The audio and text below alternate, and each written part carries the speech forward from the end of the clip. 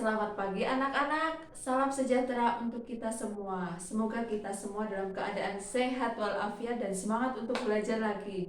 Oke, kali ini kita akan belajar materi EPS semester 2 yang berkaitan dengan tema perdagangan antar negara.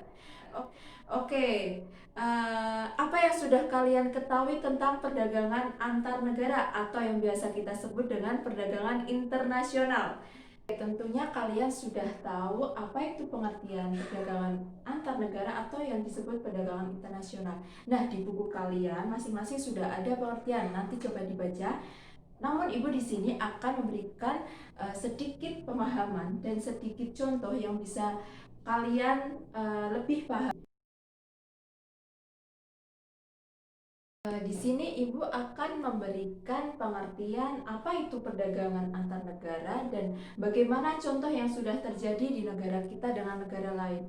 Nah, perdagangan internasional atau perdagangan antar negara adalah setiap aktivitas masyarakat yang berada dalam suatu negara dengan masyarakat yang berada di negara lain atas dasar kesepakatan bersama. Nah, masyarakat itu bisa berupa individu, kemudian lembaga, kemudian pemerintah yang ada dalam suatu negara dan berhubungan atau memiliki hubungan dagang dengan negara lain. Oke, setelah kalian mengetahui pengertian apa itu perdagangan antar negara, Ibu akan berikan beberapa contoh perdagangan antar negara Indonesia yang sudah dilakukan dengan negara lain. Berikut adalah contoh-contohnya.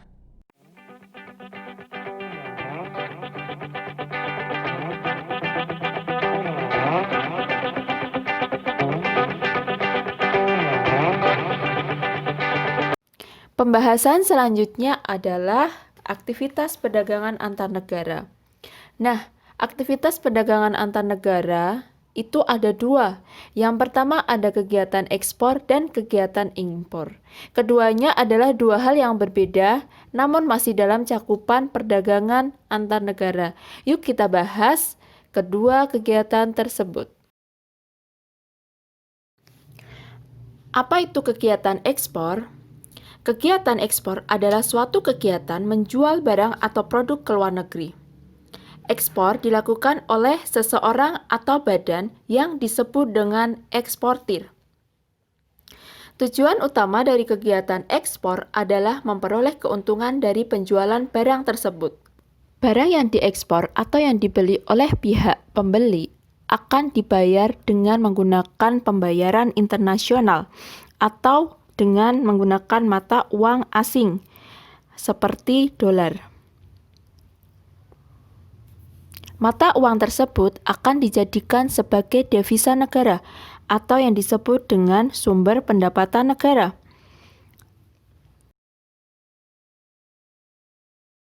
Kegiatan perdagangan internasional yang kedua adalah kegiatan impor. Kegiatan impor adalah suatu kegiatan membeli barang dari luar negeri. Nah, seseorang atau badan yang melakukan impor atau membeli barang dari luar negeri disebut dengan importir.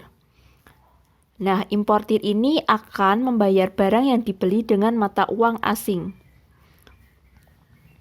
Barang-barang yang diimpor oleh Indonesia terdiri dari dua macam, yaitu migas dan non-migas. Nah, untuk melihat perbedaan tersebut, akan dijelaskan dalam pembahasan berikut ini.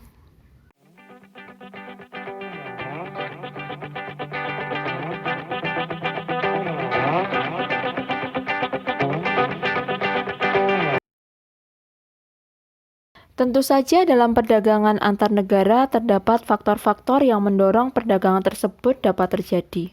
Nah, apa saja sih faktor-faktor yang mendorong perdagangan antar negara tersebut? Mari kita simak pembahasan berikut ini. Faktor yang pertama adalah pemenuhan kebutuhan barang dan jasa dalam negeri. Setiap negara memiliki kebutuhan yang berbeda-beda. Mereka tidak mampu untuk memenuhi kebutuhan sendiri tanpa adanya kerjasama dengan negara lain, sehingga antar negara akan melakukan yang namanya perdagangan antar negara yang dimaksudkan untuk memenuhi kebutuhan dalam negeri yang tidak dapat dipenuhi atau tidak dapat diproduksi dalam negeri sendiri. Faktor yang kedua adalah keinginan memperoleh keuntungan dan meningkatkan pendapatan negara, di mana setiap negara akan memiliki sebuah produk yang tidak bisa diproduksi oleh negara lain, sehingga mereka akan melakukan sebuah perdagangan antar negara yang nantinya dengan tujuan adalah untuk memperoleh keuntungan. Selain itu, selain memperoleh keuntungan, negara tersebut juga akan mendapatkan sebuah peningkatan dalam pendapatan negara yang akan digunakan untuk membayar biaya-biaya lain yang termasuk dalam kegiatan perdagangan antar negara. Faktor yang ketiga adalah adanya perbedaan kemampuan penguasaan ilmu pengetahuan dan teknologi dalam mengolah sumber daya ekonomi. Hal ini akan mendorong setiap negara untuk melakukan transfer teknologi sehingga mereka dapat memberikan pengetahuan tentang pengolahan sumber daya ekonomi yang akan dilakukan dalam memproduksi barang dan jasa. Kemudian faktor yang keempat adalah adanya kelebihan produk dalam negeri sehingga perlu pasar baru untuk menjual produk tersebut. Kemudian yang kelima, adanya perbedaan keadaan seperti sumber daya alam, iklim, tenaga kerja, budaya, dan jumlah penduduk yang menyebabkan adanya perbedaan hasil produksi dan adanya keterbatasan produksi. Sehingga hal ini akan mendorong setiap negara untuk memperoleh apa yang tidak dapat diproduksi oleh negara sendiri.